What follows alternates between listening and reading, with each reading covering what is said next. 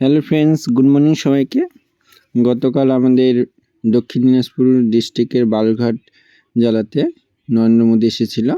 তো আমার morning duty ছিল, মর্নিং ডিউটি শেষ করে তারপর গিয়েছিলাম দেখতে। মজার বিষয় হলো মোদীকে দেখতে গিয়েছিলাম, বাট মোদীকে দেখতে পাইনি, এত ভিড়। জাস্ট ঢুকেছি, ঢুকে বেরিয়ে বাড়ি চলে এসেছি। প্রচুর গরম ছিল। আর এই যে আমাদের সেই দিনেই একটা নতুন ট্রেন চালু হলো, বালুরঘাট থেকে দিল্লি পর্যন্ত ফারাক্কা এক্সপ্রেস উদ্বোধন হলো। সেই ট্রেনটা তোমরা দেখে নাও, সেটা বালুরঘাট থেকে চালু হলো। সত্যি আমাদের আনন্দের বিষয় যে আমরা বালুরঘাট থেকে দিল্লি পর্যন্ত যেতে পারবো। কৃষ্ণপদ আরো ট্রেন দিবে বালুরঘাট থেকে।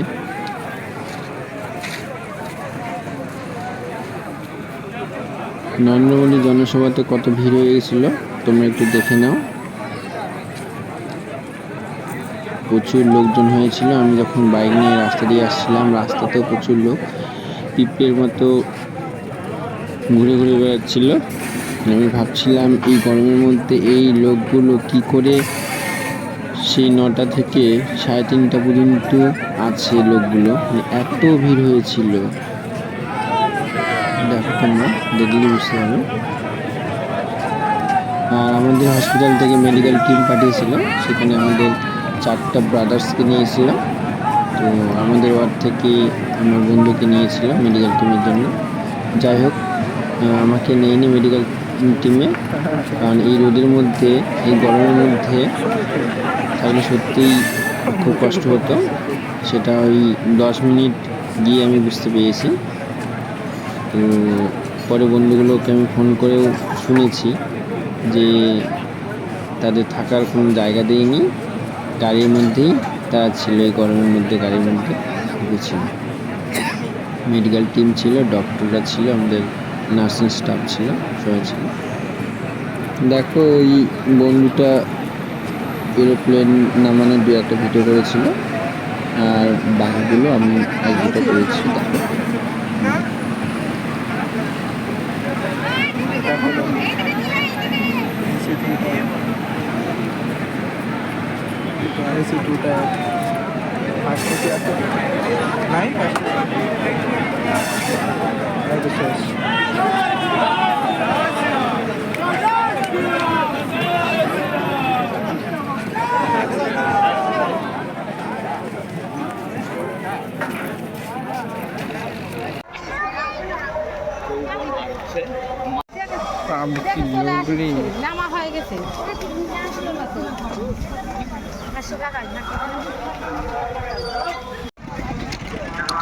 আমি যেই মাত্র ঢুকলাম সেই সময় মন্দিরটা এসেছিল নরেন্দ্র মোদী।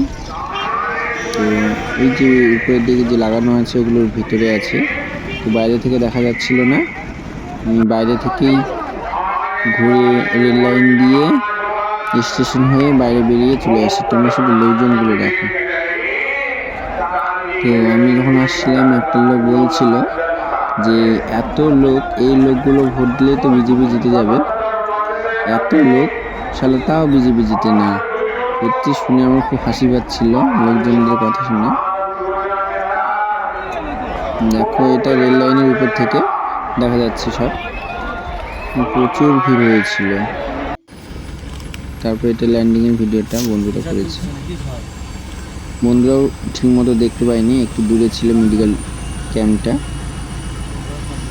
আর জুম করব না এরকমই, ঠিক আছে জুম করব না এরকম, এটা তোমার ভালো হবে, ছবি ভালো উঠবে, তোমার ছবি কিন্তু সেই উঠবে।